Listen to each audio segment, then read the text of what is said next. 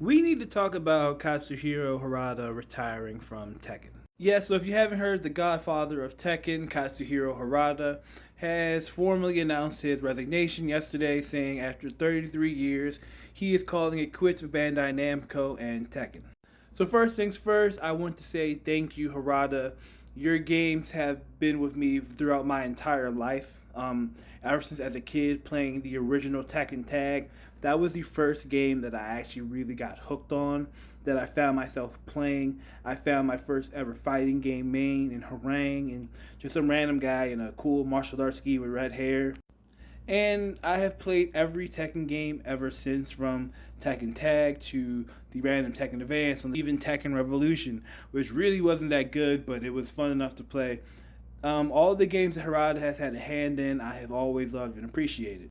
And he, in my opinion, deserves to be up there with the Kojimas, with the Miyamotos. The Tekken has been one of the only 3D fighting games that have stood the test of time.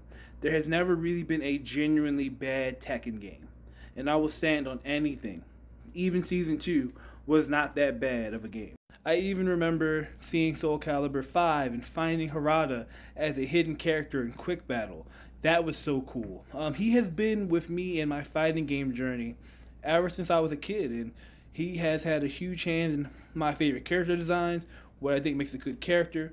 And this does make me question and wonder what's going to happen to Tekken in the future. We all know Season 2 left a bad taste in a lot of people's mouths about the game, and Harada was the face of Tekken. So, between him, Michael Murray, I'm kind of curious to see who's going to be the real rep for Tekken, who's going to be willing to go to bat for this game the way Harada did.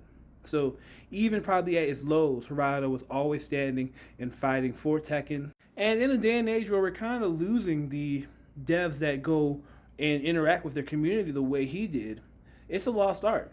I remember the whole "don't ask me for shit" era when he made fun of the late players for not buying them. I remember seeing him at Evo's playing players, playing Lily Pichu this year at Evo. I don't think we're ever going to get another as forward-facing dev in the fighting game community like that anymore. And so again, I say thank you, Harada. You've earned that break. You've earned that time. So, hey man, thank you for everything you've done.